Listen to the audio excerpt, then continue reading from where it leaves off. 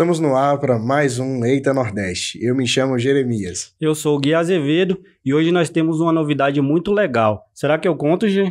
Gui, é melhor você contar logo, senão eu vou contar.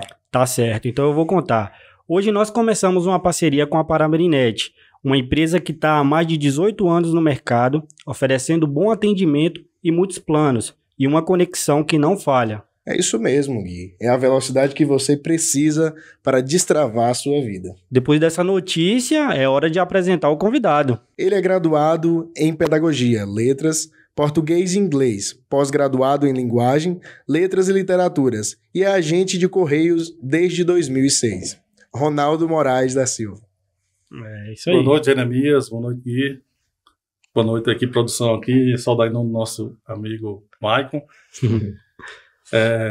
Pois é, sou Ronaldo Moraes da Silva, né? Nasci em 19 de 10 de 72, tenho 50 anos. E estamos aqui. Para mim é uma honra estar aqui para a gente batermos um papo e conversarmos sobre as coisas, né? Aí da nossa sociedade, das áreas de atuação. Como você já tem uma prévia aí, né? A educação e atualmente os Correios. Pronto. Bacana, legal. Ronaldo, para dar início à nossa prosa de hoje, pelo que foi dito anteriormente por G, você fez várias graduações e desde criança que você tem o gosto pela educação? Eu atribuo muito a meu pai, sabe? Eu acho que ele usou muito da psicologia, porque eu sou da zona rural, nasci no Angico, né? E lá, na época, não tinha assim, muito uma cultura de educação. Tanto é que o pessoal, a partir de 15 anos, 16 anos, os homens o primeiro objetivo, o sonho era ir para São Paulo, né? Trabalhar na usina e tal, esse tipo de situação. E aí meu pai acabou falando assim, moço, você é muito preguiçoso para a roça, você não é bom na roça não, você é bom na escola. Uhum. Aí eu acabei acreditando, né? Assim, é melhor ir para a escola do que ficar no sol quente e tal. Não quero ter essa qualidade não de ser um bom locutor. E aí passei a acreditar que eu fosse bom mesmo, né?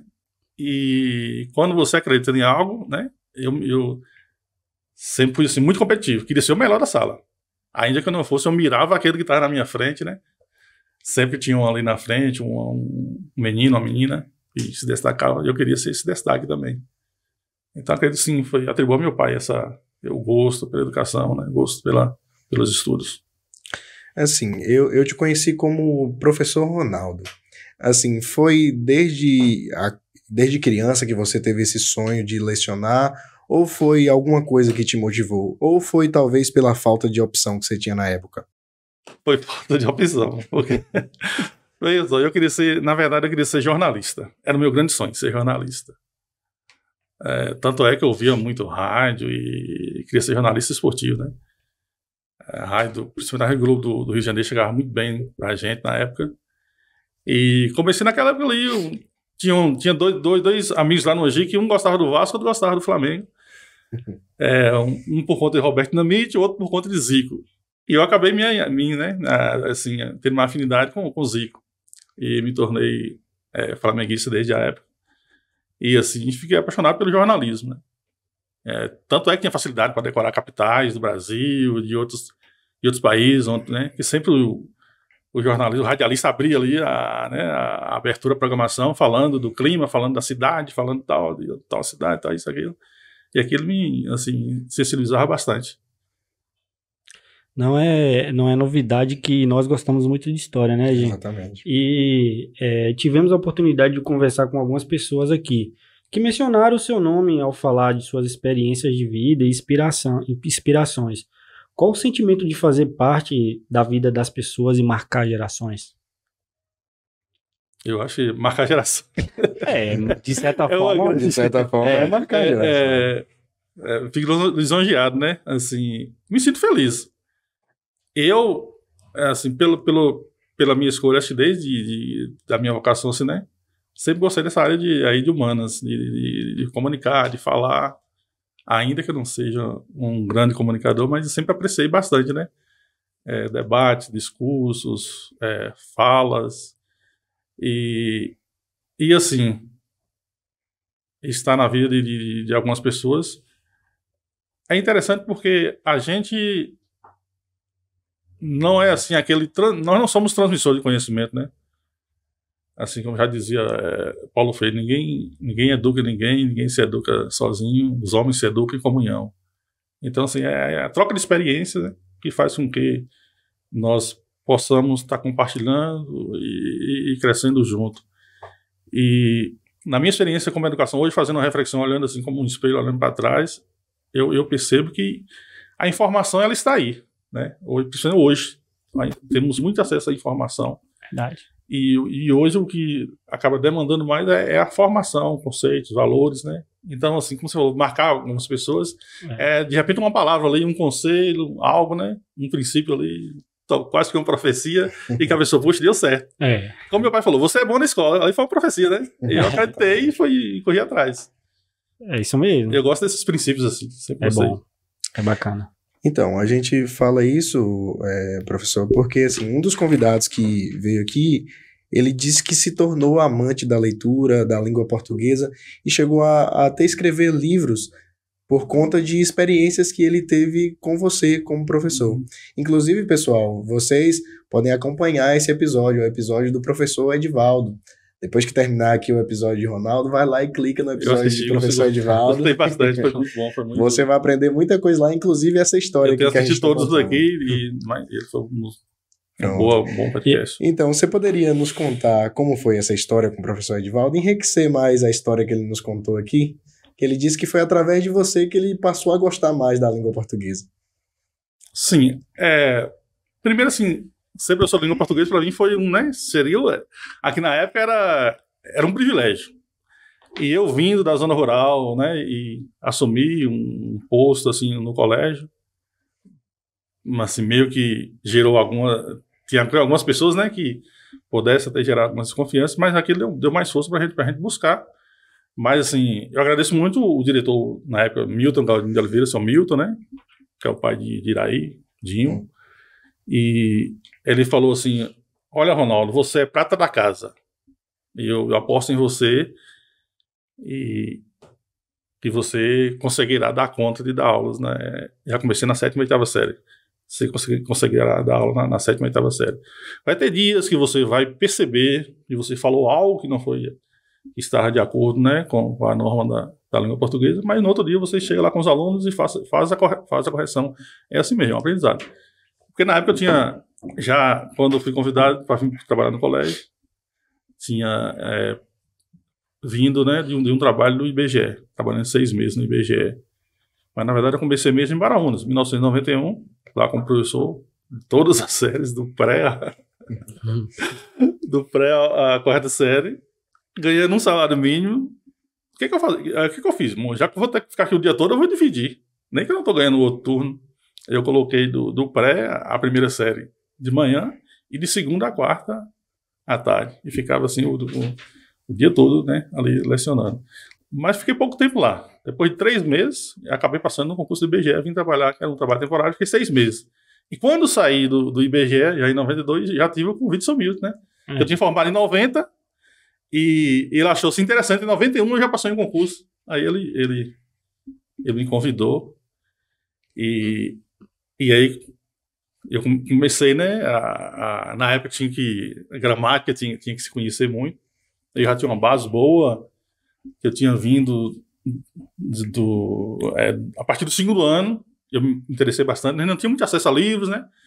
Mas aí tinha meu tio Lorival com referência para mim também. Ele tinha muito, muito livro e me disponibilizou aqueles livros ali. Uma enciclopédia todinha de português, livro, um volume só de verbo, outro volume de morfologia, de sintaxe. Eu mergulhei e a mente fresca, eu fui acabando absorvendo tudo ali. E logo veio a oportunidade de colocar em prática, né? Que foi dar aula no colégio. Então, essa gramática era assim, muito exigida. Então, você tem que estar na ponta da língua, que objeto é o termo, que compara o sentido velho, assim, auxílio proposição, e pá. E aí eu falei assim, vou me colocar no lugar do aluno. Como aluno, as dificuldades que eu tinha. Eu falei assim, moço, quando o professor explicava para mim, eu tenho mais dificuldade para entender isso aqui. Eu vou tirar, se o aluno perguntar, eu vou bem, faço a pergunta, eu bem respondo. Eu colocava tentando facilitar, né? Mas o ensino da gramática é difícil demais.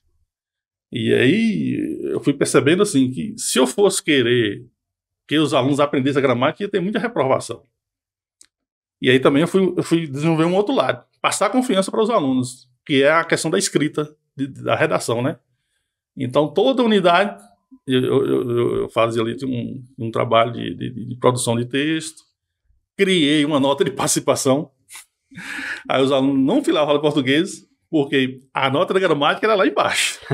Aí, alguns alunos se destacavam, mas a maioria tinha notas, não conseguia alcançar a média, então eles já comparavam ali. A redação eu fiz compromisso, não vou dar menos de 5 numa redação.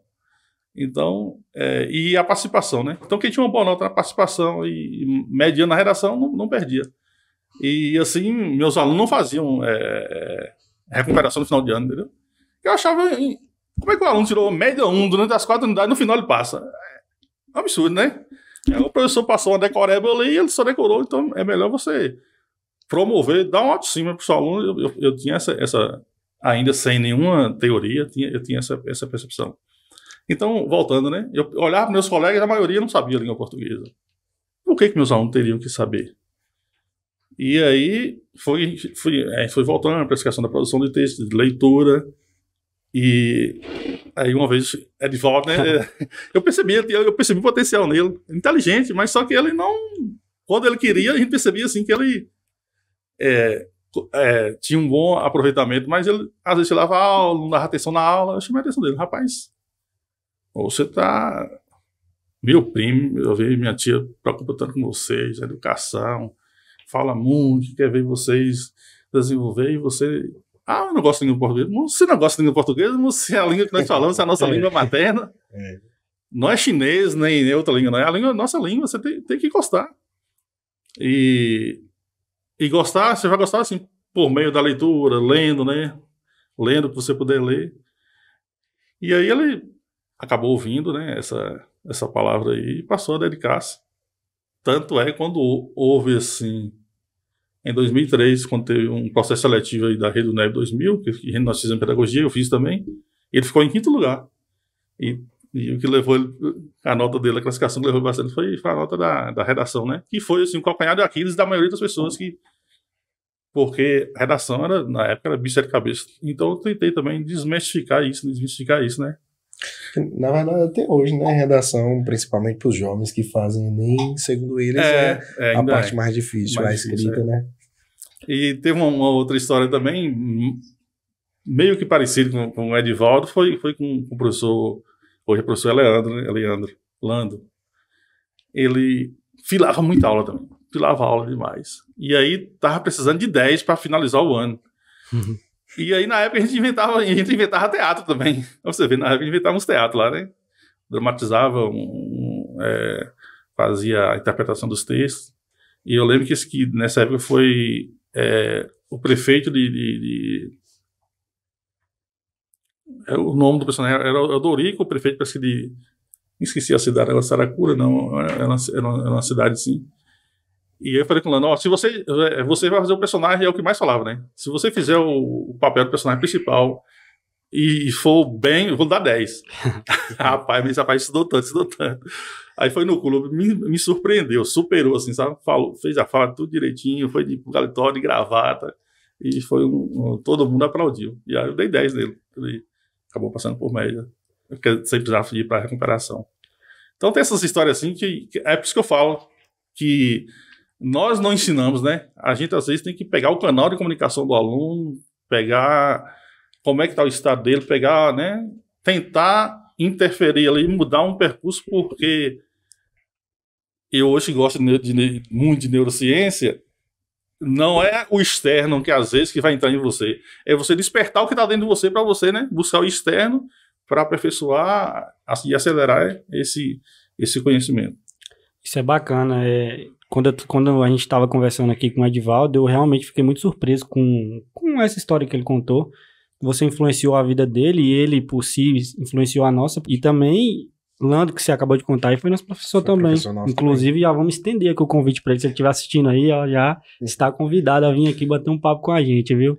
Complementar a história, né? Complementar a história. Nós vamos escutar ele falando quanto tempo ele durou para decorar o texto. São muitas histórias e seriam assim, muitos alunos, né? Um outro aluno também foi o professor Alex. acho que você conhece, né? Alex. Monte Marloso. Sim. Uhum. Ele Sou muito inteligente também. E ele fala também que foi... Quando eu estava na 8ª série ou 7ª, eu sugeri que os alunos lessem um livro, né? Fosse a biblioteca e cada um escolhesse ali o autor de preferência e lesse. Seu amigo tinha montado uma biblioteca e aí dizer que despertou a leitura por conta desse momento aí. Tanto é que ele formou em um ano, em 96, 97 ele já conseguiu passar no concurso do Estado. Nessa época eu fiz o concurso, passei também, só que nós chegamos a fazer prova de título, sair de diário oficial do Estado, mas depois o governo resolveu, disse que não ia chamar a gente mais. E eu fiquei muito chateado na época por conta dessa situação, porque a LDB tinha saído em dezembro de 96, né? Já assim, nós éramos professor de nível 1, né? Já teria que ter uma graduação. Só que o concurso foi em maio de 97. Então já tinha conhecimento, né, dessa situação. Depois que disse não ia nos contratar por conta disso, que a LDB não estava mais recomendando contratar professor de nível 1. Bacana. Ronaldo, Dr. João Paulo passou por aqui também, e ele mencionou que quando esteve, ele mencionou sobre a escassez de recursos destinados à educação no município e como você e outros colaboradores conseguiu mudar essa situação. Ele mencionou seu nome, né? E, enfim, você poderia compartilhar conosco um pouco sobre a sua experiência ao lidar com essa questão na época? Eu acho que ele falou de quando... Rolou os alunos, exatamente. Isso. Que tinha uma quantidade de alunos, não foi, Gui? Isso. E aí, depois que você fez um levantamento, vocês conseguiram chegar a um número maior. Realmente. É verdade, porque a educação, vocês já pegaram, vocês por serem mais jovens, né? Pegaram uma época melhor já. Mas antes do governo Fernando Henrique, eu me lembro que na época que o professor na região Nordeste ganhava R$40.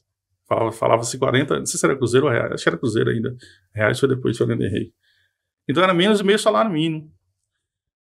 E aí, no governo Fernando Henrique, já em 97, ele implantou um fundo, né? Ele criou um fundo para a educação. Para reparar algumas defasagens que existiam.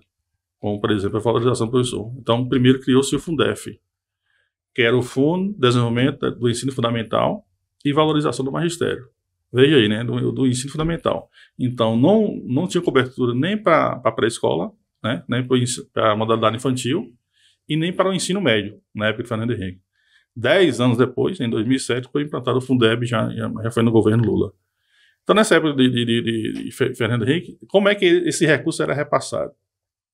Retirava-se, né, o município era obrigado a aplicar 25% em educação e o governo federal fazia um complemento. Como o município é muito pobre, né, não dava, 25% não dava para atender a demanda de valorização dos professores, de infraestrutura, de toda a questão de material, etc.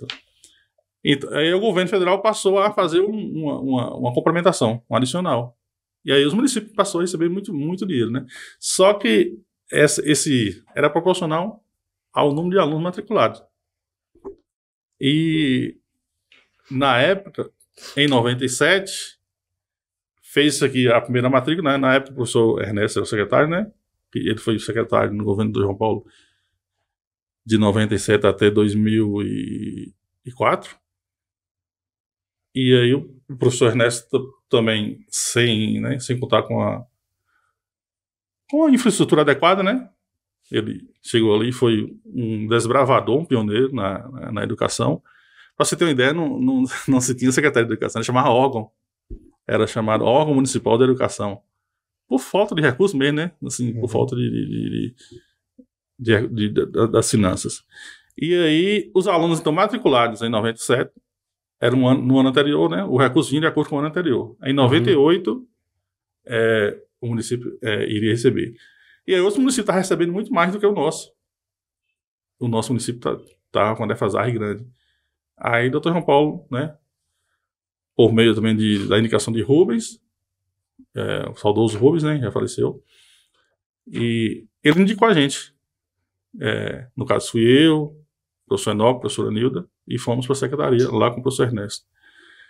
E o interessante foi que o professor Ernesto, ele também deu abertura pra gente, né? Porque a gente não faz nada se não tiver oportunidade. Ele deu carta branca, designou, eu estou aqui como secretário para dar o suporte para vocês. Agora vocês têm que atuar. Vocês vieram aqui para trabalhar. E eu estou aqui passando uma chuva. Aquele jeitão dele, né? Motivo para a gente. Eu estou aqui passando uma chuva, eu sou do Estado, eu estou aqui dando a minha contribuição, mas vocês são jovens, estão aí, então trabalhem. Vocês vieram aqui para trabalhar. E aí o nosso foco inicial foi o censo, né? O censo escolar. Aí a gente pegou toda a região.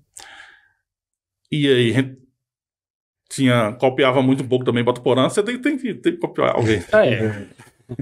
E aí Botuporã conseguiu lá um programa, que era o PGRM, que é o Programa de Garantia de Renda Mínima do Governo Federal. Porque para mim não tinha, Rio de Contas não tinha, Rio do Pires não tinha, só Botuporã. Caturama não tinha.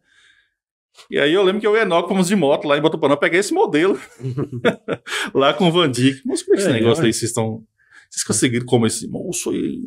Oh, tá vendo o deputado Eujácio também? O Eujácio é deputado de vocês lá também, moço. Foi deputado Eujácio, a assessora dele lá conseguiu, mandou pra gente, nós mandamos e conseguimos. Ó, vai ter uma nova chamada aí. Como é esse modelo? Aí nós pegamos o modelo. Tinha que ir em Salvador, e aí pra ir em Salvador, um não quer ir, outro não quer ir. Vai, Ronaldo. Eu com medo fui. Pra Salvador não dá pra ir de moto, não. Aí foi de ônibus, né? Mas até para mim não como levar de moto. Aí fui pra Salvador. Chega em Salvador, lá no CAB, né? No Centro Administrativo da Bahia, várias secretarias, a educação tá aqui, a reunião tá sendo essa aqui para o programa, o rapaz que tá aí fazendo instrutor para como fazer o projeto. Aí eu chego, sou Diego Cardoso. Aí, de repente, chegou uma secretária de outro município lá e já passou na frente. 1 quilo de requeijão ali, uns bolos ali, já deu o rapaz, já deu a moça. Ela já começou a atender. Eu fiquei escanteado ali. Eu disse, rapaz. Depois, mais coisa de Deus, moço. Aí depois tinha um rapaz chamado Sérgio. Falou assim, você é de onde? Diego Cardoso. Você quer... nós queremos fazer esse programa aí e tal. Aqui a gente trouxe aqui um modelo aqui e tal. Como é que é? Ô, moço, aqui tá tudo errado. Tudo errado. Isso aqui não vai chegar a lugar nenhum. Você pegou onde? Eu falei em Botuporã. Não, tá errado. É o seguinte, você topa fazer tudo de novo? Eu disse, não topa. Eu vou lhe dar aqui passo a passo. Eu vou lhe dar aqui passo a passo como você fazer esse projeto. E você vai voltar lá e só tem até... Isso era terça-feira, né? Só tem até quinta-feira para mandar para Brasília. O prazo já estava vencendo. Aí eu vim e, cara, fiz... com o Enoque, e o Enoque, nós fizemos essa mobilização com o pessoal aqui, com todos os professores de todas as escolas, mandar uma quantidade de alunos e tal, e colocamos. E agora tinha que chegar em Brasília. Como chegar em Brasília? Aí, na época, a prefeitura contratou lead para mim, da OIT Nacional, para lá, que foi com o Mazin, para levar esse projeto até Brasília, entendeu? Como líder era de Brasília, né? Ele era líder de Brasília. Aí foi até Brasília e conseguiu entregar em tempo lá o... Era tudo assim, né? Como chegar a limitar o sistema e a internet transmitir. Era pessoalmente mesmo. Era contato pessoal mesmo. E aí conseguiu. Graças a Deus conseguiu. E aí a gente conseguiu um projeto maior do que Botuporã. Bacana. Aí o que acontecia? Pra você ter uma ideia, Rio de Contas tinha mais alunos do que Érico Cardoso dentro do Rio da Caixa. Os professores daqui tinham medo de ir para lá, falar que lá era muito violento, não sei o quê. Tinha essa mística, né? E o pessoal da região lá é super gente boa. E aí Lano topou aí dar aula lá, na época. Lano foi dar aula lá. Depois Paulo Roberto, que veio da Paciência, dando aula lá também. E nós implantamos o programa de Garantia de Renda Mínima. Falei assim, agora aqui, a gente só vai pagar quem for aluno do Diego Cardoso. Os alunos saíram tudo de Rio de Contas e para Érico Cardoso. Acabou dizimando a escola de Rio de Contas. Aí veio junto, né? Veio Zé de Souza, veio G, veio João Ferreira, veio Gerais, veio Bom Jesus, toda a região lá, Bonfim, veio Rio do Pires também, né? Era Paciência, que era Paciência, Bonfim, que era Rio do Pires, veio para cá também, porque Rio do Pires não tinha. E no ano seguinte, as escolas de Bicho e Brejo também, para você ter ideia, mais de 50 alunos sem aula. Aí eu falei assim, teve um Manuel da Toyota, né? Manuel pai de Esmeralda. Você, Manuel, você tem certeza que esse aluno lá tem? Rapaz, tem como ir lá? Rapaz, só a cavalo, nem estrada tem. Você topa ir a cavalo? Eu falei, topo.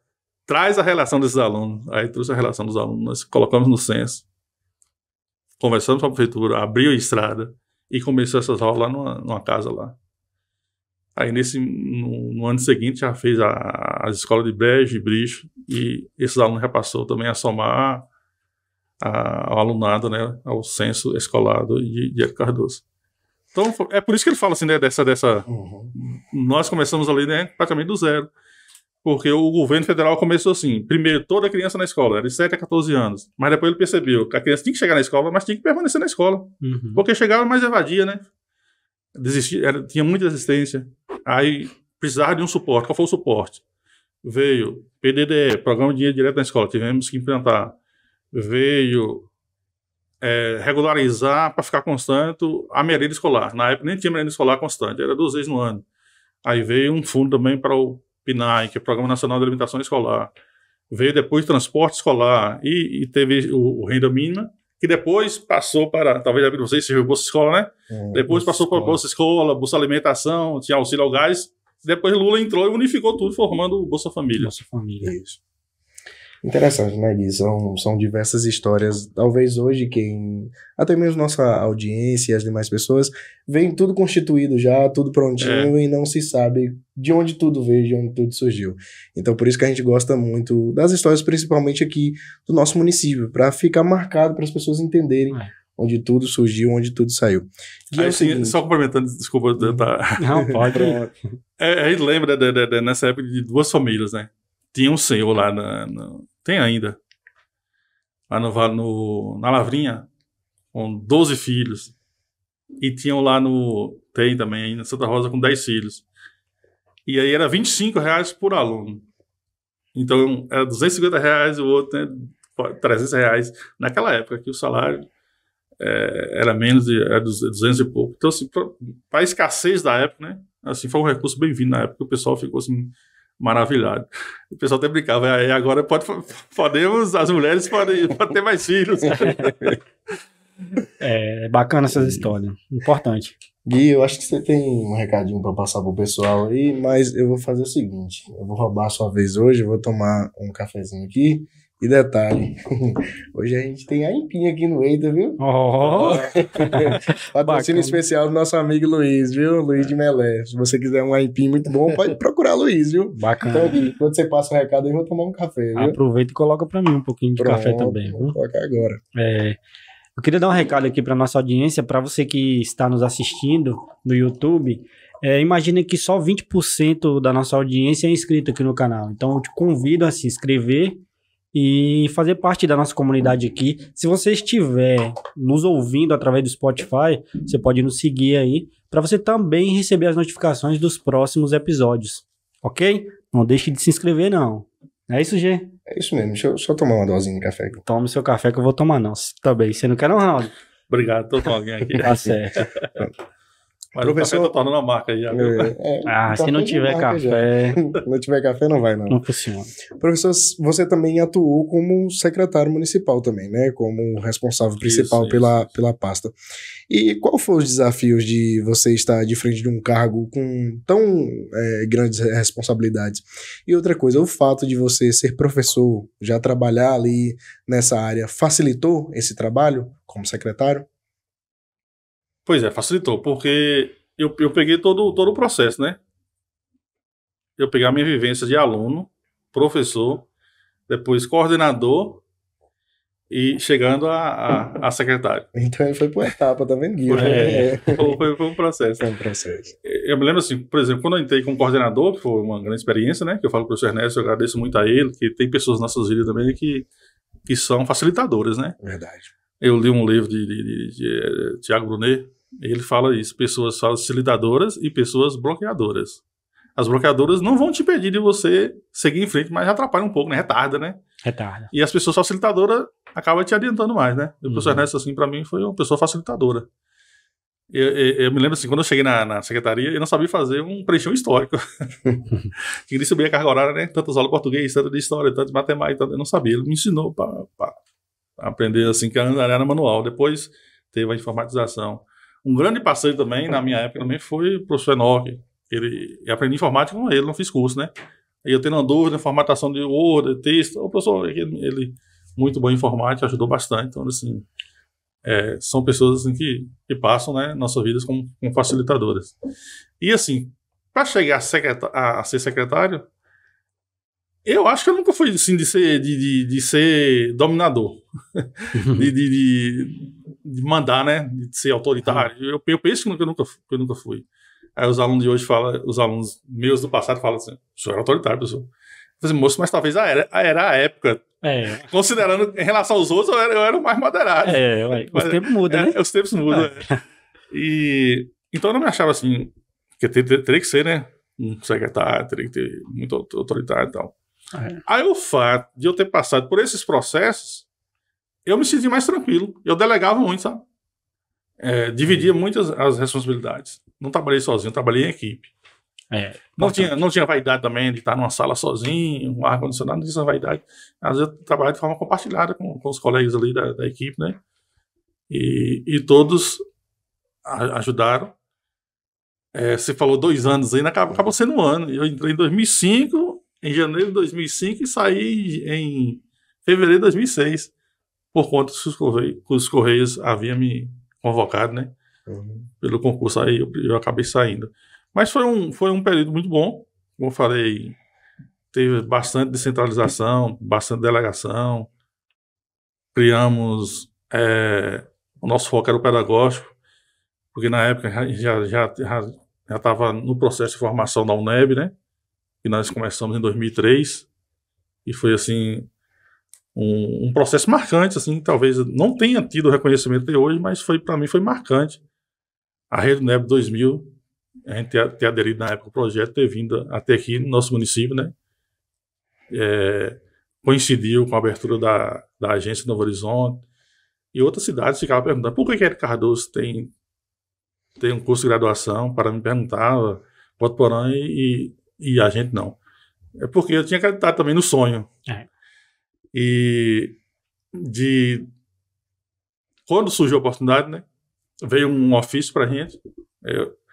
Aí eu conversei na época com o prefeito João Paulo.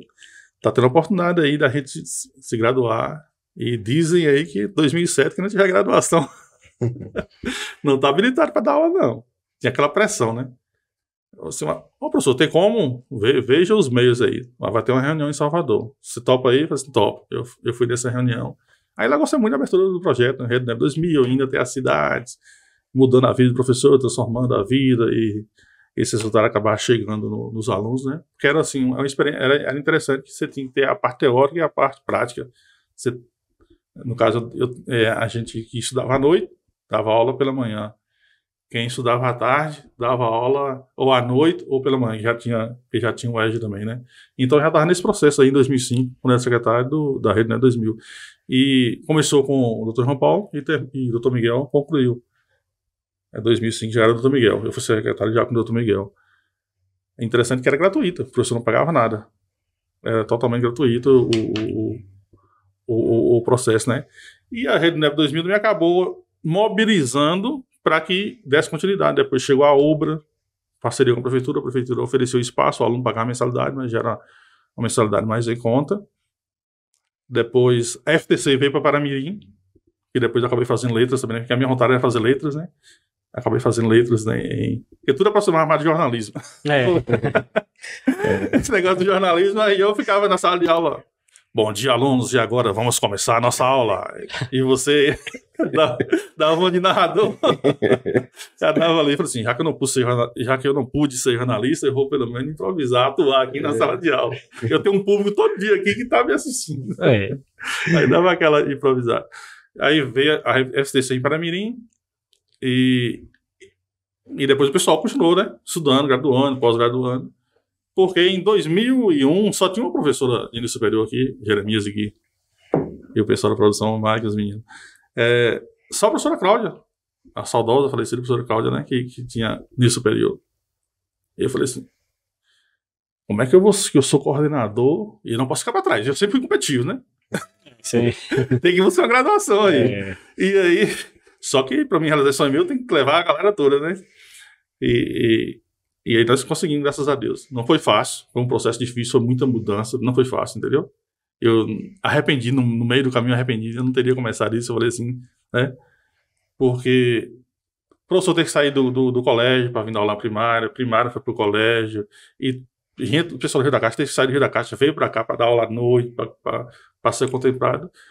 Mas eu penso que tenha valido a pena, né? Todo esse processo. Aí, finalizando, quando eu cheguei como secretário, já tinha passado por esses processos. A primeira coisa que eu quis ser também foi transparente. A primeira apresentação nossa lá no clube, com os professores, eu quis mostrar o orçamento. Ó. A per capita do aluno é tanto, e nós temos tantos alunos do ano passado do censo. Vamos receber esse ano mais de 1 milhão e tanto. Eu tô falando, dinheiro. Nós somos a maior economia do município aqui. A pasta da educação é a maior economia. Então, valorizem-se, né? E a gente já começou mostrando isso. Até hoje, né? Tem a per capita do aluno, o aluno quanto recebe por ano e quanto é multiplicado aí para fazer a distribuição. E aqui vai ser 60% folha de pagamento, 40% manutenção, reforma, construção, material, e os 60% aqui para capacitação e folha de pagamento. Aconteceu que nesse ano, a gente fez uma gestão, graças a Deus, muito boa, não atingimos 60%. E quando não se atingiu 60%, não poderia faltar recurso, né? Aí fizemos o montante sobrando, o montante sobrou, foi distribuído entre os professores. Aí o pessoal chamou de 14º. Além de receber 13º, recebeu um extra, né? E aí o pessoal acabou chamando de 14º. Então, assim, foi um ano muito bom.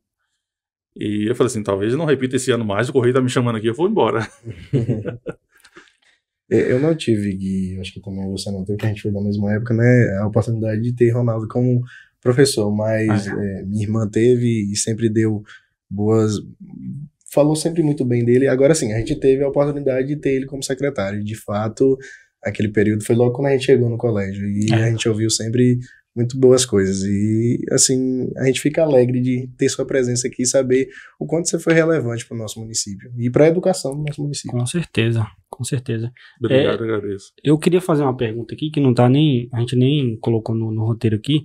Quando você assumiu a Secretaria de Educação, qual foi o maior desafio? A gente sabe da realidade do nosso município, né, Gi? Qual foi a maior dificuldade em gerir ali a pasta? Como eu falei, a gente está tentando priorizar o pedagógico, né? Mas a educação ela funciona num tripé. O financeiro, o administrativo e o pedagógico. O financeiro tem que estar bem para que as outras áreas vão bem também. Então, era muita dificuldade. Com certeza. Aí ele falava que é saudosismo, né? Mas assim, pra você ter uma ideia, vocês chegaram, não foi na época, né? Vocês pegaram na época do mimeógrafo, pegou? Sim, pegaram. Então, nossa missão primeiro foi colocar o mimeógrafo em cada escola, que só tinha mimeógrafo na sede. Os professores da Zona Rural vinham da região serrana, vinha pra secretaria pra rodar material, né? E não, cada escola agora vai ter um mimeógrafo.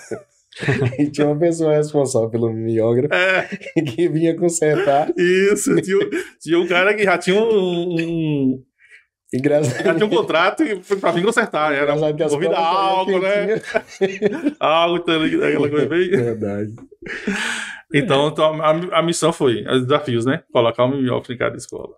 Depois, outro desafio foi a merenda, né? Já tínhamos a merenda. Mas ainda faltava, assim, o pessoal, ainda havia um pessoal muito voluntário, que, pra você ter ideia, tinha merendeira que ia caçar lenha para fazer a merenda. Gostava tanto, né, da profissão, que ia caçar lenha para fazer merenda.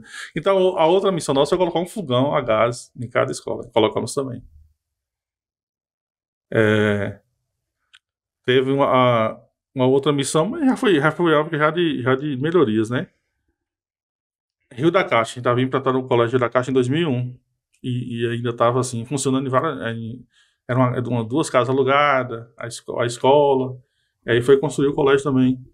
E nós conseguimos, assim, com recurso próprio, dentro de um ano, a gente conseguiu começar a obra lá. E quando eu saí, já deixei assim, orçamento pronto já para o telhado e a cobertura. Aí a Nob entrou como secretário e finalizou. Fizemos uma escola no Santa Rosa, fizemos a escola, tudo no governo do Dr. Miguel, né? Nesse 2005 a 2006 aí, José de Souza. Eu me lembro que Malaquias, na época, o vereador falou assim, vamos fazer uma escola aqui que a professora Gil de Contas, quando ela quiser vir aqui, chama uma aluna para vir dormir com ela aqui, fazer um anexo aqui para o professor. Então já foi uma escola mais, né, para organizarem, já tinha uma cantina, já tinha um quarto professor, né, tinha a sala de aula, tudo direitinho ali. A escola do Morro meio complicada. A escola foi feita várias vezes. Já tinha o projeto também de fazer a escola do Morro, depois já não conseguiu fazer, agora já vai fazer de novo, né? Eu acho importante a gente ouvir essas histórias, porque como o G falou, a gente vê tudo ali no lugar, vê tudo bonitinho, mas a gente não sabe o sacrifício que foi para fazer, né? O trabalho que foi para poder fazer. Então, assim, é importante a gente saber dessas histórias. Não é não, G? Exatamente. Assim, e o pessoal era feliz, viu? Assim, tudo era novidade, né? Todo mundo pegava com muita garra.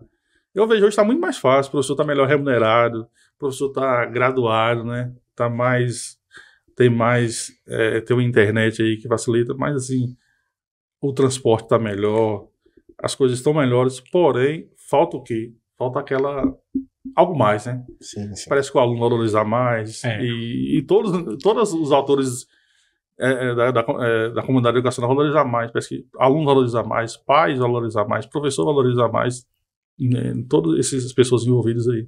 Eu concordo. Principalmente essa questão do transporte, né, Gui? A gente não experimentou os amarelinhos, né? Não. Não pode imaginar. Na época minha mais de Gui não tinha um amarelinho, não. Pois se brincar hoje já quer Wi-Fi é verdade.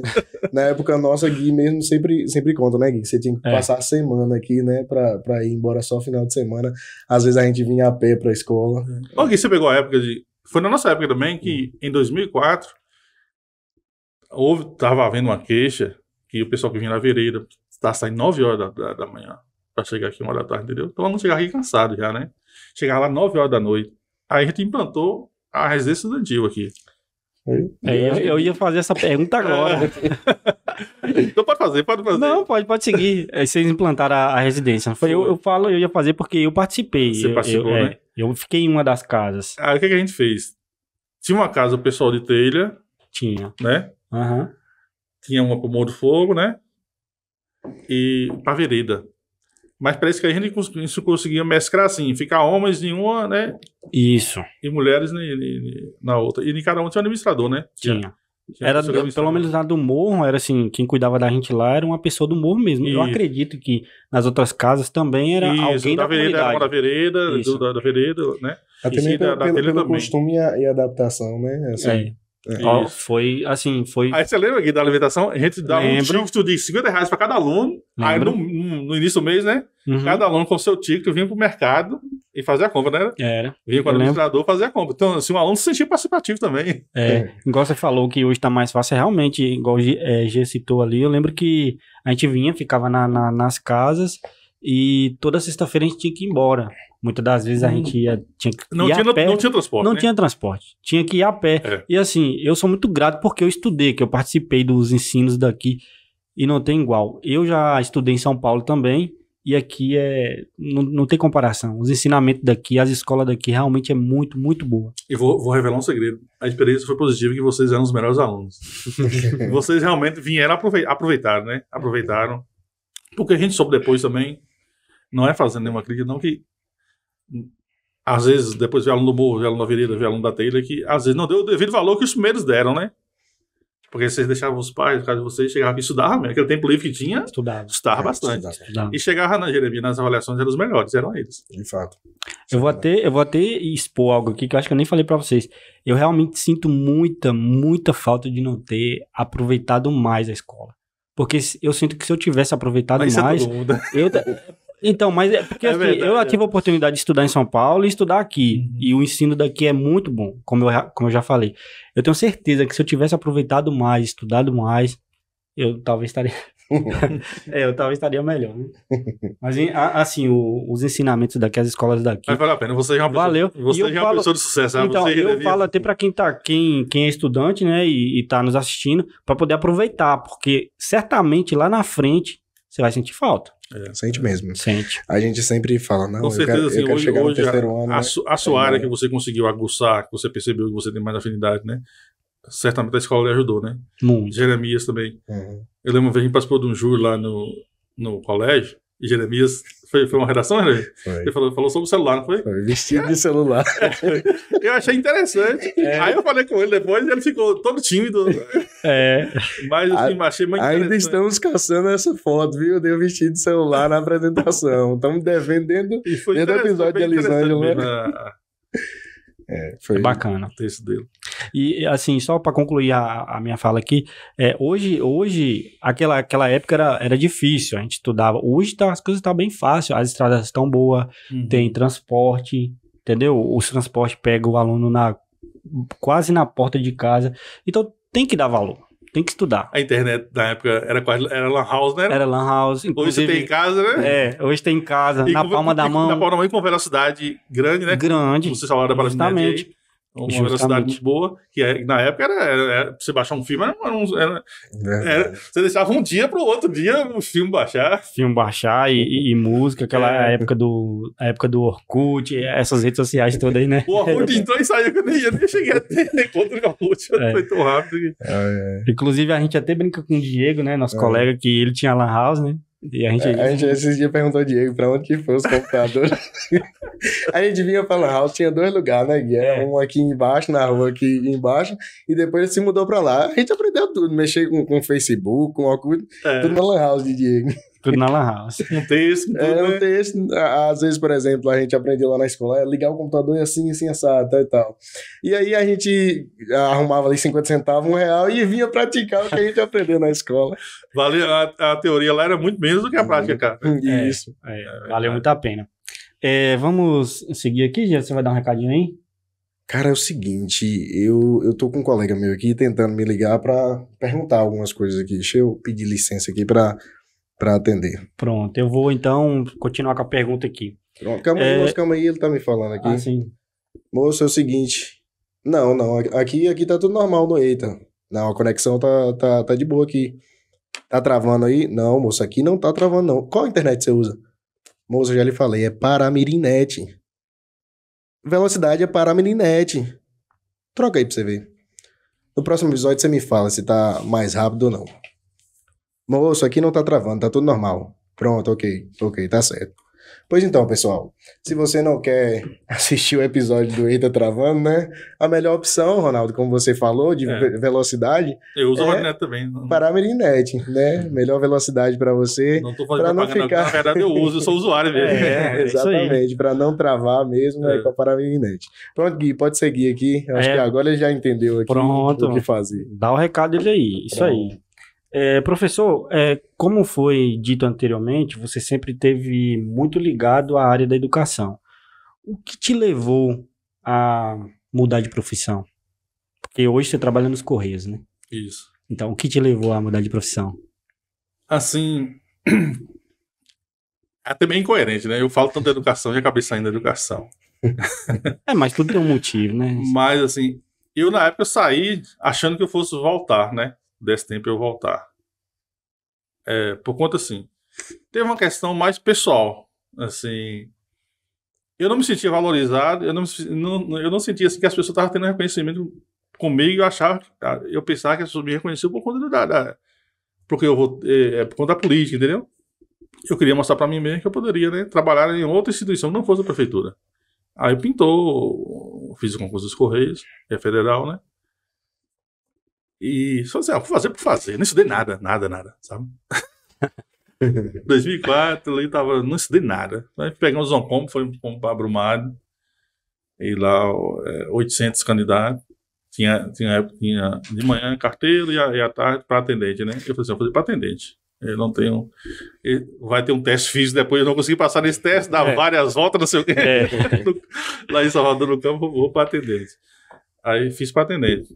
Aí foram 800 concorrentes, eu fiquei em 10º lugar. Aí ficou. Chama um, chama outro.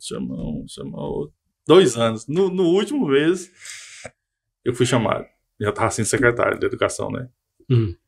E tava bom demais. Falei assim, moço, mas eu vou me acostumar com isso, daqui a pouco vai passar. Não é bom ficar acostumando com coisa boa demais, não.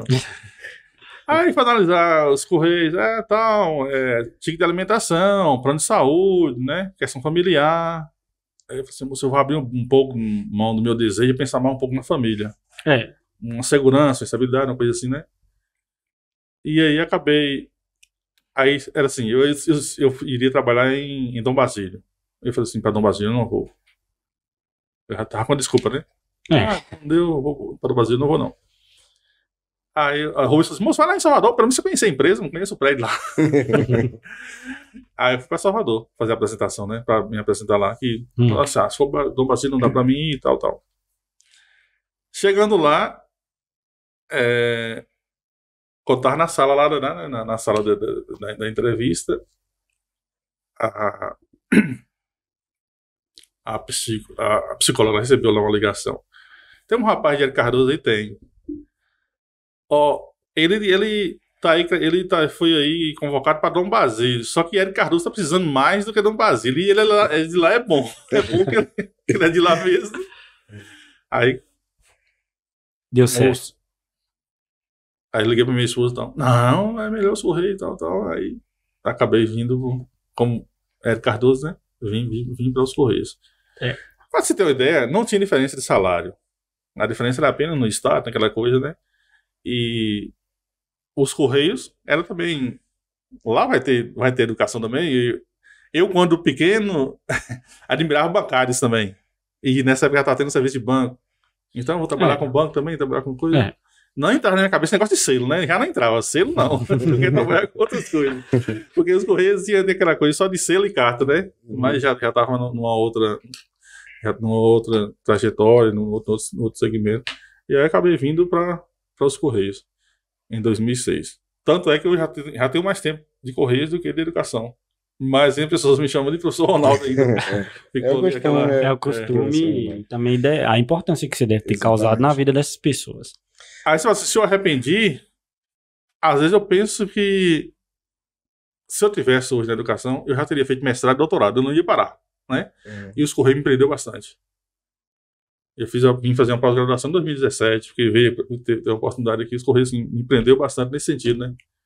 De, se não puder...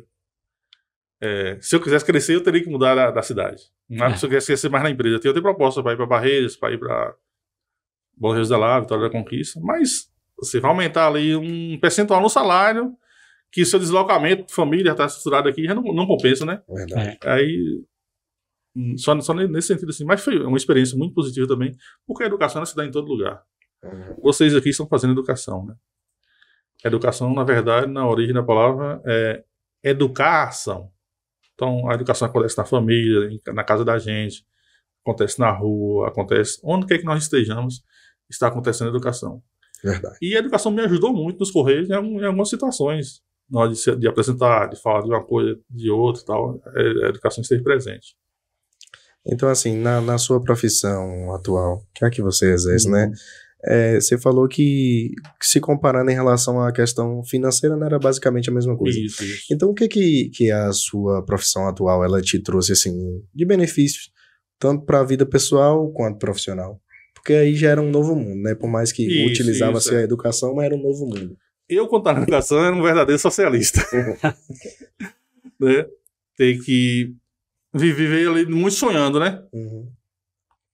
E vindo para os Correios, me trouxe uma visão também capitalista. Que a gente não consegue viver só de sonhos. A gente precisa de ter rentabilidade, né, para sobreviver. Então, assim, me trouxe muito, assim, me agregou muito a questão administrativa, a questão de liderança, de entender pessoas, né, de estudar mais as pessoas, de estudar comportamento das pessoas. A empresa nos deu vários cursos, né, sobre comportamento de pessoas, o cliente visual, o cliente ouvinte, o cliente sinestésico, né? O cliente visual, não adianta ficar falando com ele. Eu tenho que deixar ele olhar.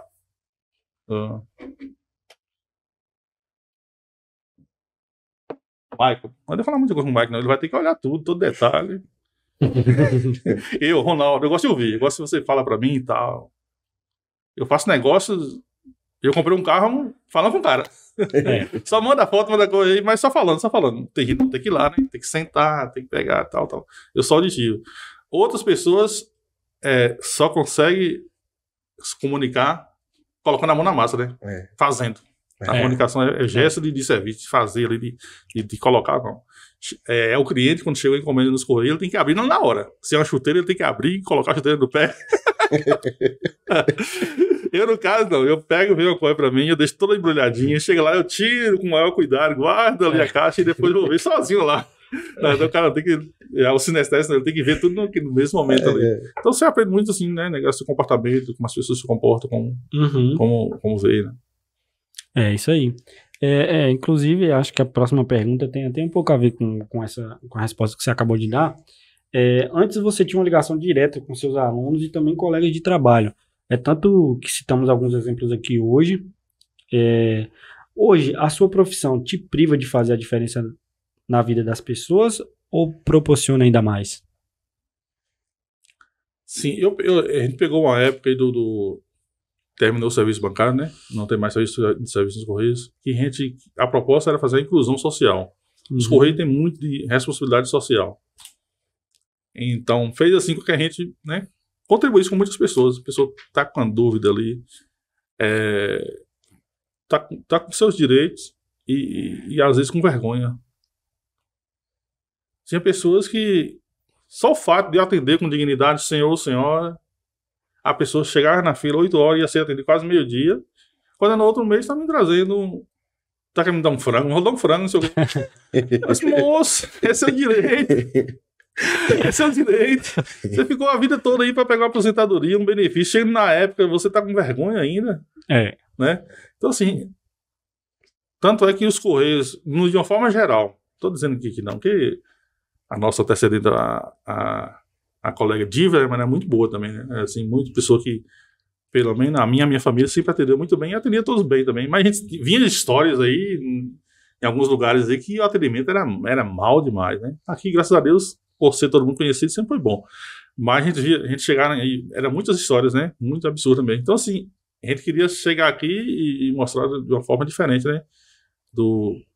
O que era atendimento mesmo, como a pessoa merecia ser atendida, embora a gente não conseguisse oferecer as condições, né? Da pessoa estar sentada, estar com ar-condicionado, ser atendida em 15 minutos, né? Tinha dificuldade, mas pelo menos a relação pessoal, a relação humana, a gente procurou fazer. E nesse sentido, eu acho que agregou. Tirar uma dúvida, às vezes um cliente chega ali, recebeu um comunicado, lê para mim aqui, ou liga para mim, na época que ligava muito assim, para tirar dúvidas no INSS, às vezes da Receita Federal, questão do CPF, ligar no banco, tirar dúvidas. Então as pessoas ficavam gratas, né, com esse serviço. E a gente tem que fazer a diferença onde a gente está trabalhando, né? Verdade. A gente tem que fazer a diferença, assim, procurar fazer o melhor, dar o nosso melhor naquele momento ali, mesmo porque nós vivemos, né, para glorificar a Deus, não a gente mesmo, né? Então nós podemos glorificar a Deus a todo momento, dando o melhor para o próximo, né? Que é o que requer de nós como missão de ser humano e cristão. Concordo. Uma coisa muito interessante, eu já atuei muito na área do social. Durante alguns tempos atrás eu atuei. E um detalhe, eu já tive algumas experiências com o Ronaldo. E basicamente na época da pandemia, né, Ronaldo? A gente meio que fez uma parceria. Foi.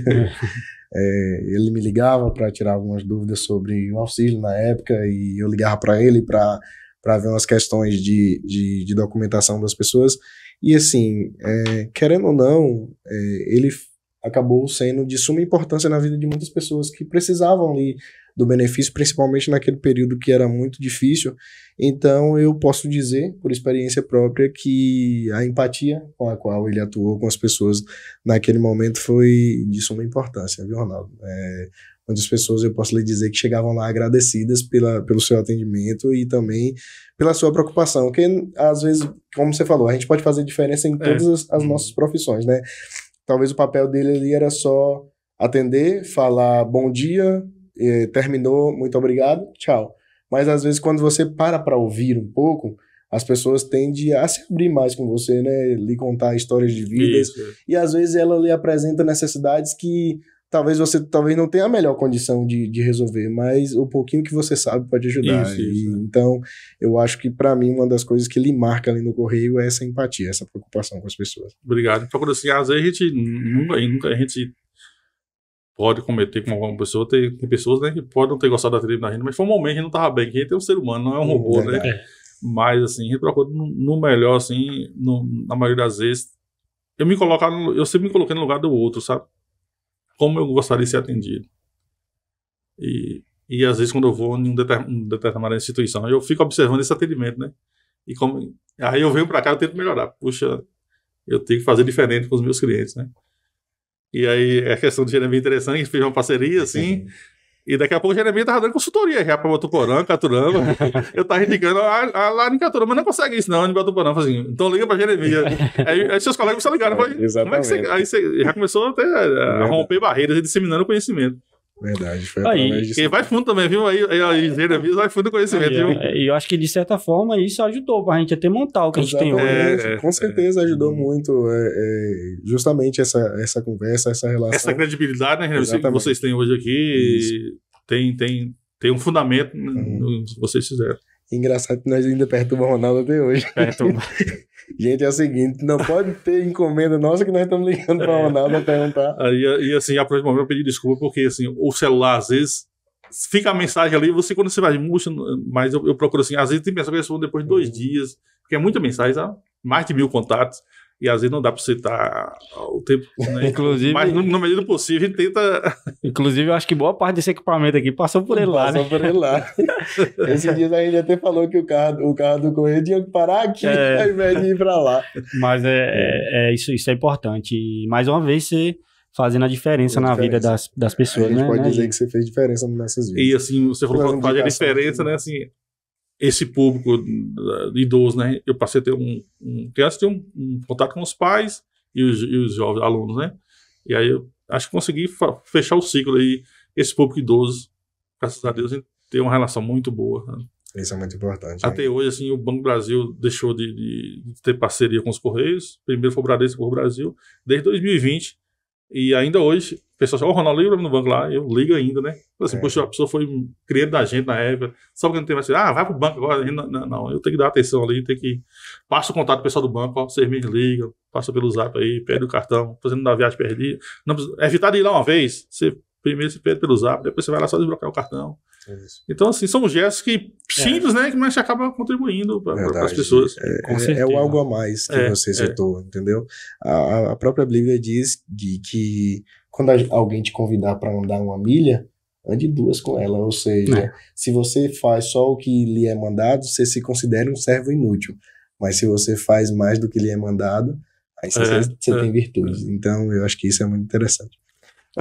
Teve uma... Você falou nesse negócio, algo a mais, né? Tô me lembrando aqui. Uma coisa simples que eu fazia, comecei a fazer. A pessoa recebia o benefício, ela olhava o extrato, final 4, final 1, tal, 1, 2, 3, 4, 5, 0, tal. Próximo pagamento ser tal dia. Aí todo mundo colocava. A pessoa vinha, né? Aí quando a gente não tava mais do ano, assim, moço, o pessoal lá não marca o dia, não. Aí fica perdido, saber que dia é. Porque os dias úteis, né? Às vezes caem em datas diferentes, então você tem que marcar o dia útil ali para o beneficiário e ele já vinha mais tranquilo. Isso ajuda tanto as pessoas.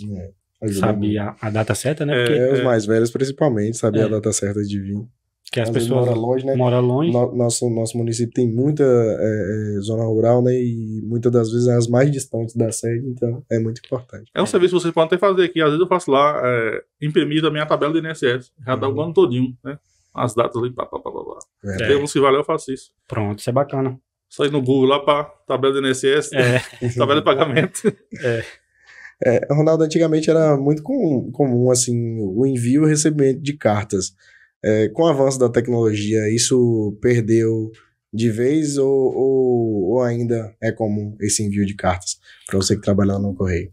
A carta de cunho pessoal praticamente é extinta, entendeu? O negócio do uso da tecnologia, da mensagem para usar, tal. Mas carta, ela engloba muito mais coisas, sabe? Documentos, envio de documentos, tudo é considerado carta, né? O extrato que o banco manda para o cliente, uma propaganda que a empresa manda, né? Ainda escrita, tudo, né? Tá tudo em segmento de mensagem e de cartas. As cartas, por exemplo, hoje a encomenda que é registrada é chamada de carta registrada. E tem a encomenda expressa, né? Que é o SEDEX, a carta registrada. E os Correios, assim, ele ainda é, apesar das transportadoras hoje serem muito atuantes, os Correios ainda é em primeiro lugar no segmento de encomendas. Então ele migrou, ele foi migrando, né? O portfólio da empresa foi migrando. No caso, se adequou, né? Antes 60% da renda era mensagem, era cartas. Hoje já está no segmento de encomendas. Aí também foi exigindo novas, né, capacitações, né? Hoje o carteiro motorizado, hoje o carteiro pedestre já não tem. Ele recebe menos do que o motorizado. O motorizado ele recebe um adicional, né? Por conta da periculosidade de andar de moto e da habilitação. Então ele recebe dois adicionais. Às vezes o carteiro recebe mais do que nós, do gerente e atendente. Aí. Então ali só o pessoal acha que tá de boa, mas o carteiro é bem remunerado nesse sentido, né? E já tá tendo agora, tem agora o veículo também, né? Tudo isso por conta das encomendas. Quer dizer, uma encomenda, a carta hoje é 2,35. Uma encomenda só os Correios. Às vezes tem encomenda que vale por 100 cartas. Então conseguiu compensar nesse sentido aí o portfólio da empresa. E faz parceria também com outras empresas, né? Tem parceria com a Caixa, Título de Capitalização, tem parceria com o Silvio Santos, no Grupo Silvio Santos, no Baú, Telecena, tem esses outros produtos também que agrega também. Um avanço da tecnologia, né? Isso. A gente tava montando um roteiro aqui, eu até brinquei com o Jeremias e falei pra ele assim, que a única carta que chega é os boletos. Que é carta mesmo. Carta que você acertou. Eu não quero esse tipo de carta lá em casa, não. Deixa quieto. Deixa quieto essas cartas aí, cara. Ronaldo, nesse tempo todo que você trabalha nos Correios, deve ter enviado cartas, enfim. Alguém já pediu para você escrever uma carta? Você tem histórias do tipo ou alguma coisa inusitada que aconteceu nesse período todo que você trabalha nos Correios? Assim, a gente, às vezes tem umas pessoas que pedem, faz uma mensagem para mim aqui, escreve isso aqui. Ele escreve, né? Às vezes, porque você tem que respeitar, os Correios muito prezam muito pelo respeito à diversidade, né? Uhum. Por exemplo, eu sou cristão evangélico, mas os Correios lá eu tenho que respeitar todas as religiões, porque primeiro que é um dever da gente e também é uma política da empresa, né? Uhum. Então, por exemplo, lá não posso colocar uma Bíblia, não posso colocar outra coisa, porque por ser público, os outros também teriam que estar, né, fazendo também a sua divulgação. Então, assim, é uma instituição laica, né? Uhum. Então, às vezes chegam algumas pessoas que fazem campanha do divino. Ronaldo, escreve uma mensagem para mim aqui, pede aqui uma oração, uma reza para fulano aqui, tal, a gente vai lá e escreve. Carta também é algo que marca a minha infância, porque no Egito mandava fazer carta também, sabe? E aí eu começava fazendo aqueles negócios da época, né? Antes dos Correios eu escrevia cartas. Depois, um dos motivos também, assim, foi a memória da infância, né? De querer trabalhar nos Correios também. Aí, assim, eu me lembro na época que tinha aquele negócio de você escrevia saudação, não saudação. Em vez de você falar bom dia, boa tarde e tal, né? Prezado e tal, querido. Não, você já coloca o nome saudação mesmo. Eu acho que eu peguei essa época. Aí eu segui aquele modelo lá dos pessoal. Minha tia fazia, eu segui aquele modelo. Nesse momento de pegar a mão na caneta é um prazer, estar somente para dar as minutinhas também receber as suas, tinha toda a introdução. Era quase uma ofício. Quase uma ofício. Quero saber se você deseja que esteja bem. Espero que esteja bem. E no final lá, né, despedida e tal. Então o pessoal. Aí o pessoal falava assim, eu falo 2 palavras, você escreve um jornal. Ele aqui é bom, eu não preciso ser muita coisa, não. Ele fala isso tudo.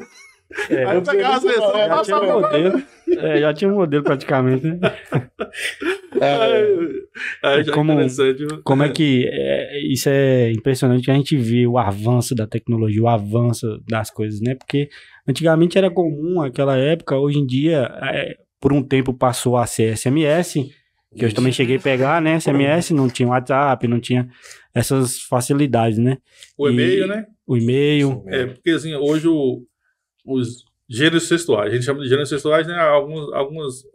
Alguns segmentos específicos, né? Uhum. Carta, piada, música, receita, lista de compras, são classificados como gêneros textuais. Aí a carta transformou em e-mail, o diário transformou em blog. E foi assim, né? Os gêneros textuais foram os convencionais. Você pode ver que toda informática é baseada no convencional, né? um foi transformando o outro. É verdade. O avanço, ele foi interessante, né? Porque facilitou. Inclusive, no nosso primeiro episódio aqui, Délio falou da quantidade de dias que levava para a carta chegar Realmente. em Salvador. Ele falou que às vezes era 45 dias para a carta chegar. Porque ia praticamente animal, né? Era uma coisa... Imagina para dar esse recado, né? Era bem distante. Outra coisa interessante também, você falou assim, telegrama, né? O telegrama antigamente disse que era por letra o preço do valor do telegrama. Eita lasqueira. Por letra? E tem um negócio de você colocar ponto .pt, vírgula VG, entendeu? Quase como pode ficando hoje aí né, os diálogos nas redes sociais. Aí eu achei engraçado, chegavam as pessoas lá no...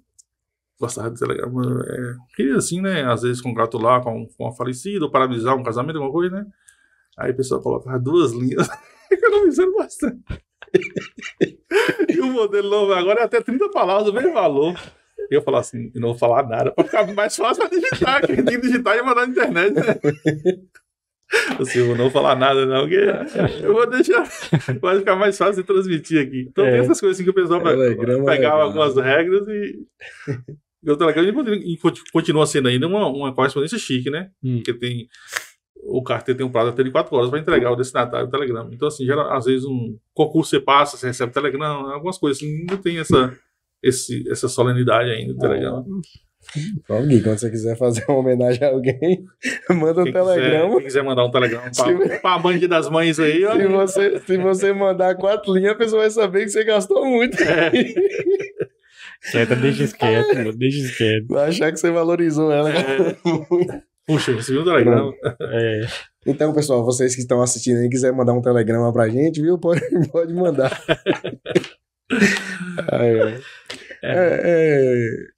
Professor Ronaldo, como a gente costuma dizer, percebo que você também é bastante participativo na cidadania e expressa sua opinião sobre diversos assuntos. Como você disse, que teve um momento que você já foi socialista, depois você viu que o capitalismo também é interessante, então eu imagino que hoje você mescla essas duas situações. Isso. Nem tanto para um lado, nem tanto para o outro. Tentar moderar para ter um equilíbrio. Para ter um equilíbrio.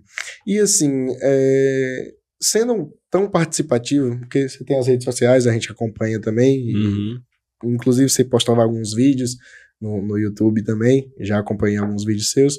Como você vê, assim... Os vídeos ali foi... Acho que eu tava num momento meio de depressão, sei lá. Um vídeo meu de 1 hora, rapaz. Hoje eu penso em fazer um trabalho assim, mas já de uma forma repaginada, mais moderna. Como você vê? Vou comprar você já, vou ter assim, né? Pronto. Um negócio mais profissional. Estamos aqui. Ronaldo, como você vê hoje os valores éticos e morais da sociedade num contexto geral? Qual é a sua opinião a respeito disso? Como você vê hoje essa questão? Porque a gente teve aqui com o Padre Ciro, não foi? E também com o pastor Nelson. E como a gente sabe que você também faz parte da religião, como você já citou aí, você tem sua religião, eles falaram muito sobre o valor e o princípio da família, a importância que a família tem e que talvez hoje em dia tem sido modificado um pouco. Para você também há essa importância do princípio da família? Sim, e assim, em vários sentidos, né? Os princípios éticos. E achei muito interessante na educação, né? Quando estava lá estudando, quando a gente aprofundou ali no conhecimento dos parâmetros curriculares nacionais e foi colocado os princípios éticos, né? O respeito mútuo, a justiça, o diálogo e a solidariedade. Se não houver respeito, né? Fica difícil. Respeito mútuo, né? Eu respeitar para ser respeitado. A questão da justiça, fazer aquilo, né, que é justo, não se congratular, não se, como é que fala, solidarizar, né, às vezes, ou patrocinar a rebeldia, né, as coisas erradas. O diálogo, às vezes, muitas das coisas não são resolvidas por conta do diálogo, né, falta um diálogo ali, falta um entendimento, mas a pessoa tá num momento ali, querendo falar uma coisa, você fala uma coisa, não entendeu outra, né. E a questão de ser solidário mesmo. Então eu vejo assim que a mídia acaba assim, meio que influenciando negativamente, né? Porque Um outro dia mesmo o pastor tava falando lá na igreja, e tava conversando, dialogando assim. A sociedade hoje quer que você esteja insatisfeito. Eu tenho que estar insatisfeito com o meu cabelo para fazer implante. Eu tenho que estar insatisfeito com alguma parte do meu corpo, né? Para mim fazer isso, fazer aquilo. A gente vê pessoas e o nível de insatisfação. Nós seres humanos, nós somos essencialmente insatisfeitos, né? Às vezes eu vejo, eu doido para perder uns quilos, mas eu vejo pessoas, né, padrão, magra, diz que tá com excesso de gordura. Eu falo assim, meu Deus do céu, o ser humano é terrivelmente insatisfeito. E a sociedade quer mostrar isso, né? Para você estar sempre insatisfeito com as coisas, para você querer mudar. E isso vem o quê? Tá em nome do consumismo, né? De você consumir mais, de você estar sempre gastando mais, né? Aí eu tava fazendo analogia ontem, eu tava até conversando lá com minha filha, com Larissa, eu falei assim, eu fico pensando assim, eu gosto muito de futebol, sabe? E ela fala assim, mas parâmetro também é o antes, o durante e depois, né? Eu vejo os comentários do noticiário antes, eu assisto ao jogo, depois eu vou ver a repercussão do jogo. É o antes, durante e depois. Também só é SPN aqui em casa e Sport TV. A mulher reclama, não vai ver outra coisa, não. Outra televisão lá, vai lá. Deixa eu aqui. E aí, assim, analisando o futebol. Aí, eu, como sou flamenguista, né? Tem momentos que assim, eu não vou ver isso mais, não. O pessoal, os torcedores na rede social, insatisfeitos. O Flamengo ano passado campeão da Copa do Brasil, campeão da Libertadores, e os jogadores já não prestam mais, já mandam, vai embora, vai não sei o que. Eu falei assim, moço, que nível de insatisfação. Verdade. E aí, assim, o futebol, às vezes a política, são válvulas de escape das pessoas que estão frustradas consigo mesmas e quer, naquele momento ali, ter uma voz, né? Exigir a perfeição de alguém.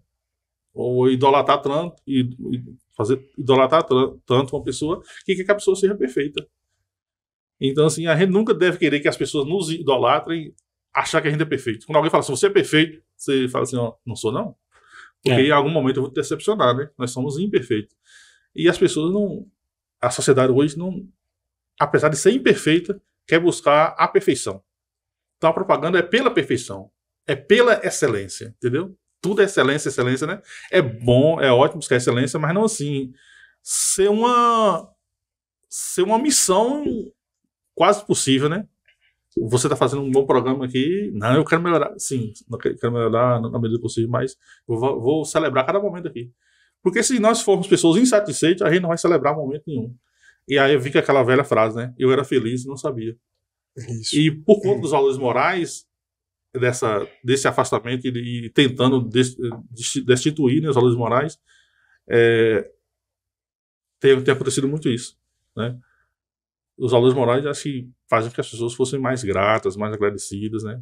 Pelo momento, pelo que está vivendo e tal. E mais a sociedade não quer mostrar sempre a insatisfação para você ser rebelde e você romper com tudo. É um fato verídico isso. De fato, é verdade. E a gente precisa ter essa consciência, né? De saber respeitar os valores, os princípios, saber respeitar as diferenças e saber ser grato, né? Eu acho que uma das palavras muito interessantes é a gratidão. Porque se a gente é grato com hoje, eu acho que lá na frente a gente consegue muito mais. Eu acho que para um pai, o sinal de gratidão do filho, o sinal de obediência do filho serve muito mais do que qualquer outro presente, ou seja lá o que for. Acho que a gratidão, a gente precisa ser mais grato. Ronaldo, estamos chegando ao fim dessa prosa boa. Boa. Aprendemos muito hoje também, né? Já assim como todos os convidados que passou aqui, a gente gosta bastante de história e a gente fica feliz porque cada pessoa que senta aí, a gente aprende um pouco, a gente vê, consegue enxergar um pouco e imaginar um pouco o passado. Então, isso é muito bom. Hoje, qual é a sua ligação com a educação? Ainda tem o desejo de atuar como professor? Assim, mesmo por conta que já estava dizendo aí, né, assim, meu sonho há algum tempo foi assim, ser um professor universitário, né? Mas eu vejo que já não tá bem mais difícil agora. Se eu tivesse, eu tinha a noção de ficar nos Correios apenas 10 anos. Mano, com 10 anos acho que eu vou conseguir voltar para fazer um concurso aí e voltar para a educação, mas a gente acabou alongando, né? Até como Deus permite. Então, assim, a minha ligação hoje com a educação as pessoas me recomendam muito, muito pouco, por mais que eu goste, né? Por conta Da mudança. Da mudança mesmo, né? Assim, eu lembro que às vezes saía com algum problema de casa, chegava na sala de aula e me distraía, porque encontrava um ambiente legal, né? Bem, muito bom. E que dava prazer, né? Dava muito prazer, assim. Eu me lembro que em 95, eu tava dando aula praticamente todas as séries no colégio. E aí, no meu aniversário, toda a ação fez um bolo. E esse dia não teve aula. Era uma aula, uma turma, depois a outra. E aí ninguém deu aula esse dia. Fui todas as 5 aulas. Tinha um bolo ali, ainda ficou dois ainda pro outro dia ainda. Que é bolo demais. Foi muito bolo.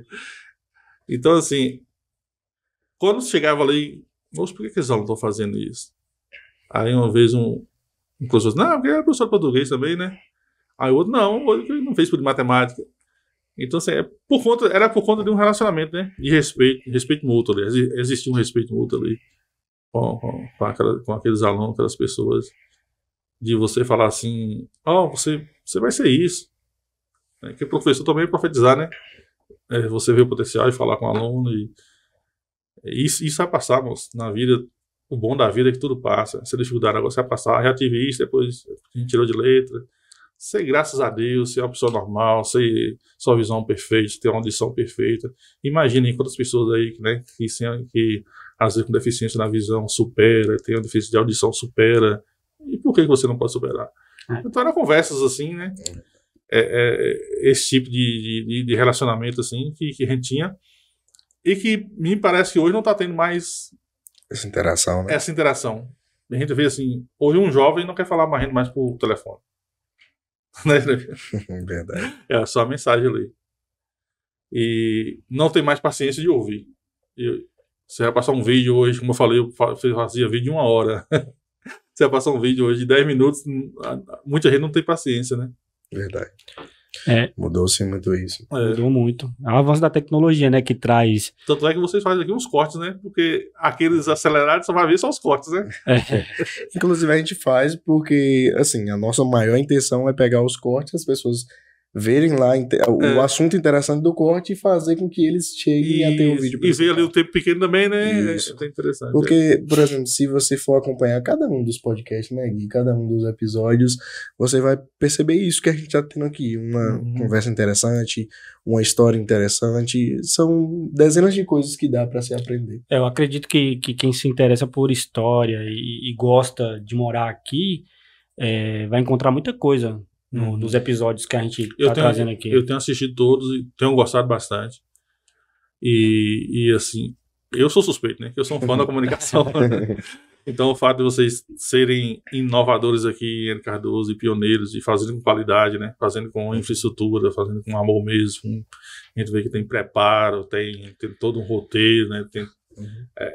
Todo um desprendimento de trabalho, tem uma produção por trás, né? Verdade. Que não é só Jeremias e tem Michael ali, tem o rapaz, tem a moça lá, a sua esposa, desculpa aí, a sua senhora. Então, assim, tem todo um trabalho, né? Verdade. E eu tenho assistido aqui, tenho gostado. E vocês estão, assim, dando voz às pessoas, né? Porque antigamente a história era o quê? A história é só história de heróis, né? Tiradentes, não sei quem e tal. E hoje, assim, a história hoje, ela deu uma repaginada, tem uma releitura hoje. São as histórias individuais contadas, né? É dar voz às minorias, dar voz às histórias individuais que acaba formando o coletivo.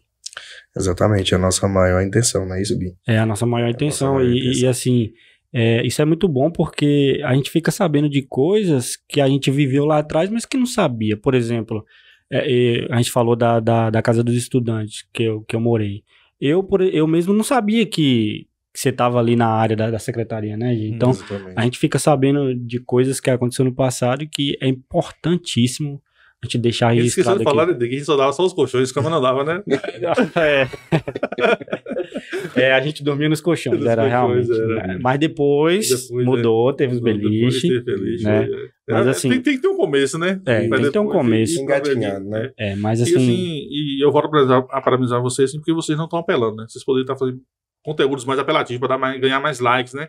Mas vocês estão assim, priorizando a qualidade, porque ela é sustentável, né?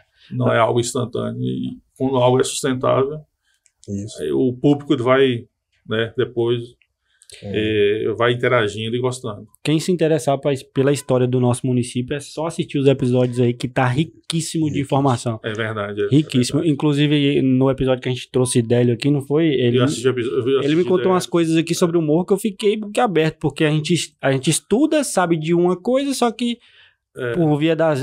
acaba sendo distorcida essa informação. Eu aprendi muita novidade ali, que eu tô começando a história vindo por cá, depois de repente tá Você vindo viu? por cá, né? Então, eu tive essa mesma...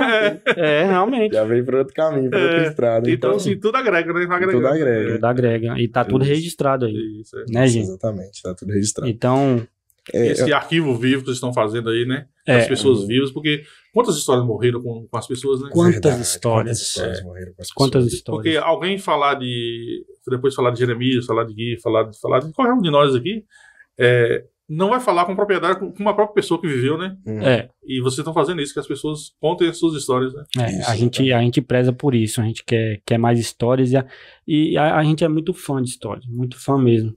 Né, A gente quer esses arquivos guardados, Ronaldo, porque daqui 15, 20 anos, ou seja lá a quantidade de tempo que passar, a pessoa possa lá acessar um arquivo e saber algo sobre Érico Cardoso, sobre o professor Ronaldo, sobre Gui, sobre Jeremias, ou todas as demais pessoas que passaram aqui.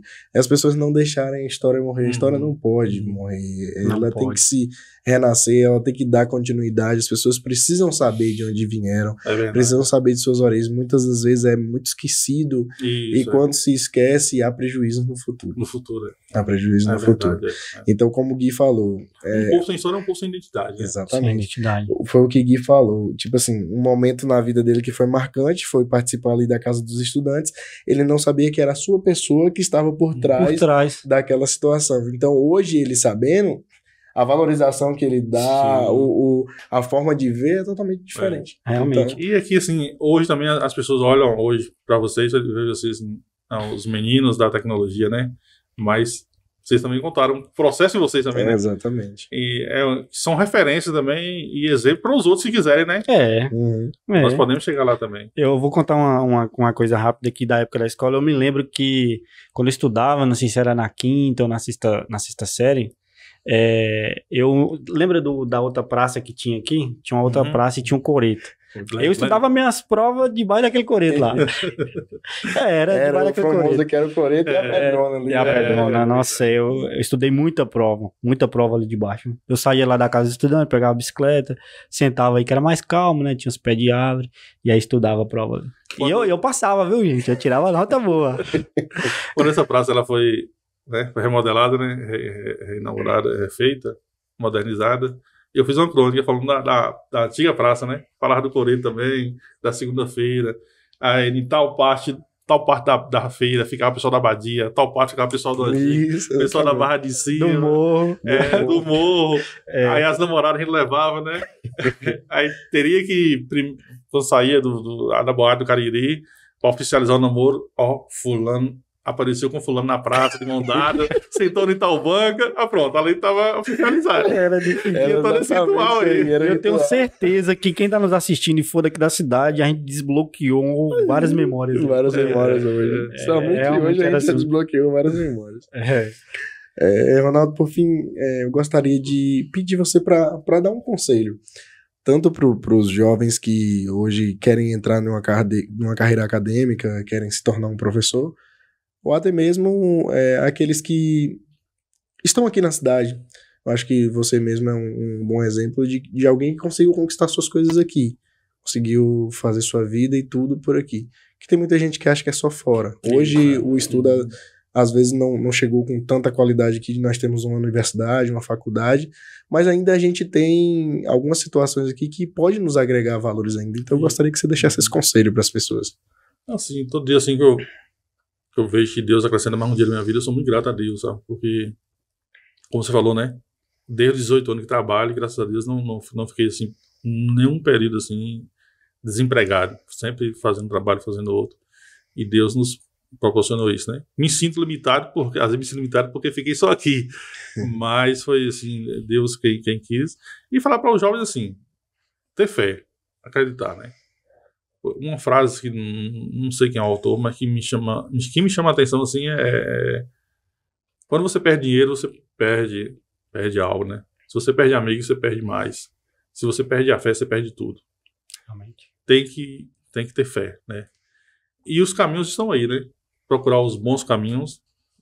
Tudo que é fácil demais não leva a um bom lugar, né? Às vezes as dificuldades, com os erros, com as dificuldades que a gente aprende, né? Com os obstáculos que são colocados. Se tem pessoas que te bloqueiam, supere esses bloqueios, né? E valorize as pessoas, as facilitadoras. Eu fico muito preocupado assim, com o jovem hoje, porque às vezes nós, pais, temos aquela preocupação de não deixar que nossos filhos passem dificuldade, né? E às vezes eles ficam sem ter a necessidade de superar seus próprios limites. Às vezes acham tudo muito fácil. E por conta disso pode ser mais factível, né? Cair num caminho errado, né? Então evitar esses maus caminhos. E quem errar também, se você fez algo errado, todos nós erramos. Não desista não. Procure vir para o caminho certo, né? Tem pessoas que vão te receber, recepcionar e procure transformar a sua vida e fazer o melhor. A gente procura sempre praticar o bem. Às vezes o bem não é para que a gente fez, ele vai vir de outra forma, Deus vai colocar outras pessoas, né, para fazer o bem para a gente. E assim, fazer o bem e seguir sua habilidade, né? Todos nós, Deus nos deu os dons, né? Dons naturais e habilidades. Uns é na área da comunicação, outro é matemática, outro é a área corporal, pessoa que ou é bom de bola, ou a voz, vai cantar, né? Ou é um naturalista, conhece muito a natureza, ou a geografia, tem muita noção de espaço, aí você até um bom motorista, né? Que eu sei de alguns sonhos de muitos jovens aqui, hoje é dirigir uma Scania, né? Então, assim, tem oportunidade para todo mundo. Aí eu pensava assim, rapaz, se não tivesse nada para mim mesmo, você tá zerado de tudo, você tá rejeitado na sociedade. Eu ia fazer uma missão, eu vou para a igreja, manda para a África, manda para o lugar, deixa eu fazer pela missão, eu vou aprender pelo menos um idioma lá na África, lá. Se eu tivesse assim, né? Sem opção nenhuma mesmo. E quem é católico, né, vai para o seminário, e quem é evangélico pode fazer uma missão, pode ir para o seminário evangélico também. Então tem espaço para todo mundo. Tem oportunidade para todo mundo. A gente nunca perde quando faz o bem, né, gente? Exatamente. Então, Ronaldo, desde já quero lhe agradecer por estar aqui com a gente, por, como o Gui disse, né, desbloquear várias memórias, muito interessante. Foi um prazer e sempre é um prazer tê-lo por aqui. Sempre que você quiser, pode voltar aqui, né, Gui? Compartilhar com a gente suas histórias. A gente te agradece muito. É isso?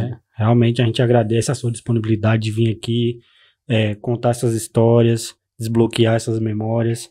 E eu já quero até estender aqui um outro convite para você voltar aqui, porque eu tenho certeza que no nosso município tem muito mais história. Também imagino que você ainda guarda bastante. Então, já deixo o convite aqui para futuramente você voltar aqui para contar mais sobre essas histórias, contar mais sobre as histórias do município, porque é de grande valia, né, Gê? Exatamente. Muito obrigado. Bem, sou eu que agradeço, né, a vocês, a Jeremias, a Gui, toda a produção aí, né, Michael. E eu confesso que estava um pouco assim, era uma certa ansiedade, o que eu vou falar, como é que vai ser, né? Mas você deixa a gente bem à vontade, eu estou percebendo assim, todos os convidados vêm aqui, ficam à vontade, né? Ficam bem à vontade. É uma conversa. É uma conversa. E é legal, e mais pessoas interessantes virão aqui. Eu estou acompanhando e reforçar, né? Parabenizar vocês pela iniciativa. Não se deixem, né, desanimar. Persista, a ideia é boa. Como a gente sabe que o projeto é bom, a intenção é boa. É para agregar, é para ajudar, né? É para melhorar a sociedade. Vá a fundo. E vocês estão no caminho certo. Diz que primeiro a gente tem que conhecer o quintal de casa, depois vai expandindo. Então, o quintal de casa é o nosso município, né? Depois vocês vão ser aí projetados regionalmente, nacionalmente, e a internet leva o mundo todo, né? Realmente. Exatamente. Isso aí. Então, chegamos ao fim de mais um episódio do Ida Nordeste. Se você gostou, não deixe de seguir a gente nas redes sociais. Lembrando, aquela sempre lembrança, que esse episódio também vai estar disponível lá no Spotify. Então, você pode clicar lá e acompanhar durante estiver fazendo qualquer uma outra atividade. E muito obrigado por permanecer até aqui e até a próxima, se Deus quiser.